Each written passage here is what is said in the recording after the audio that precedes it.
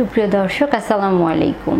দেখা যায় যে আমি সবসময় চেষ্টা করি বিভিন্ন স্বাস্থ্যগত রোগ বা বিভিন্ন রোগের পার্শ্ব প্রতিক্রিয়ায় খাবার কেমন হওয়া উচিত, পাশাপাশি আসলে বিভিন্ন শারীরিক সমস্যার সমাধানের জন্য কোন কোন খাবার খাবেন বা পুষ্টিগত বিভিন্ন তথ্য নিয়ে আপনাদের সামনে উপস্থিত হওয়ার জন্য আজকে তেমনই একটি সময় উপযোগী বিষয় নিয়ে কথা বলবো। কেননা এই জাতীয় রোগীর সংখ্যা কিন্তু দিনে দিনে বেড়েই চলেছে। সেটি হচ্ছে প্রি ম্যাচিউরড ইজাকুলেশন বা দ্রুত বীর্যপাত জনিত সমস্যা। এই সমস্যা অনেকেই ভুগে থাকেন। এর সাথে আসলে খাবারের যে অনেক বেশি সুনির্দিষ্ট সম্পর্ক রয়েছে তা না, কিন্তু আমাদের লাইফস্টাইলের কারণে এবং আমাদের অস্বাস্থ্যকর খাদ্যাভ্যাসের জন্যও কিন্তু এই জাতীয় সমস্যা দিনে দিনে বেড়েই চলেছে।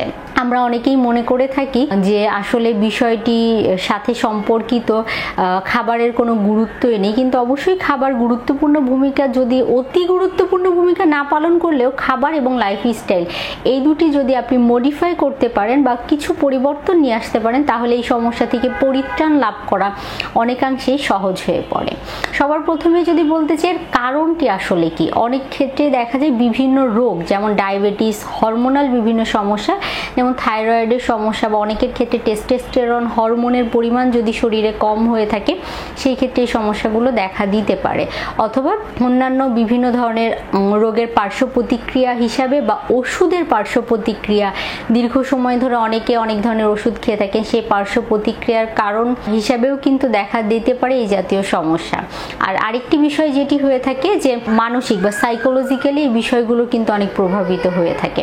তো আপনার রোগের ট্রিটমেন্ট তো করতেই হবে, পাশাপাশি যদি অতিরিক্ত সমস্যা হয়ে থাকে অবশ্যই ডাক্তারের শরণাপন্ন হয়ে এটার যথোপযুক্ত চিকিৎসা আপনাকে নিতে হবে এবং খাদ্যাভ্যাস এবং জীবনযাপনের মধ্যে পরিবর্তন আনতে হবে। অতিরিক্ত মদ্যপান আর অতিরিক্ত স্মোকিং করা বা অনেকের ক্ষেত্রে দেখা যায় যে চেইন স্মোকার হয়, সারাদিনের মধ্যে 1 প্যাকেট 2 প্যাকেট সিগারেট নিঃশেষ করে ফেলেন বা শেষ করে ফেলেন নিমিষেই।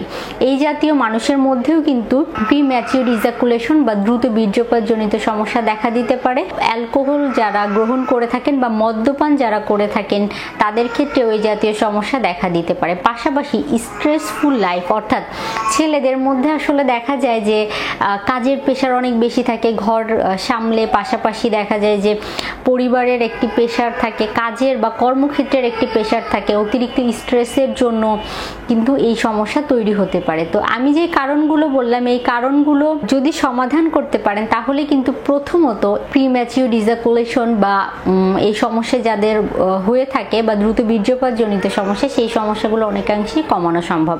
এবার আসি যে শারীরিকভাবে আসলে বা খাবারের মাধ্যমে এবং জীবনযাপনের কৌশলের মধ্যে কি কি পরিবর্তন আনতে হবে। জীবনযাপন কৌশলের মধ্যে পরিবর্তন আনতে হবে হেলদি লাইফস্টাইল মেনটেন করা, অর্থাৎ খাবারের দিকে নজর দিতে হবে। বাহিরের খাবার একেবারেই গ্রহণ করা যাবে না, ডুবো তেলে ভাজা খাবার গ্রহণ করা যাবে না। ছেলেদের মধ্যে দেখা যায় বাইরে বের হলাম, খাবার গ্রহণ করার সময় অনেকেই রাস্তার পাশের বিভিন্ন অস্বাস্থ্যকর খাবার গ্রহণ করেন, ডুবো তেলে ভাজা খাবার গ্রহণ করেন, প্রসেসড খাবারগুলো গ্রহণ করেন। এটি আপনার এই জাতীয় সমস্যা অনেকটাই বাড়িয়ে দিতে পারে। ছেলেদের বয়স 30 পার হয়ে যখনই 35-এর কোঠায় পাড়া দেয় তখনই দেখা যায় তাদের মধ্যে অতিরিক্ত ওজনজনিত সমস্যা বা পেটে ছোট্ট একটি ভুঁড়ির তৈরি কিন্তু কম বেশি সকলের মধ্যেই দেখা যায়, বিশেষ করে যারা সেডেন্টারি লাইফস্টাইল লিড করেন, বসে কাজ করেন, তো তাদের মধ্যে এই সমস্যাটি প্রকট আকার ধারণ করে। এই অতিরিক্ত ওজন নিয়ন্ত্রণে রাখতে হবে, কেননা অতিরিক্ত ওজন আপনার শরীরে বিভিন্ন কমপ্লিকেসি তৈরি করতে পারে। পার্শ্ব প্রতিক্রিয়া হিসাবে আপনার দ্রুত বীর্যপাত জনিত সমস্যা দেখা দিতে পারে।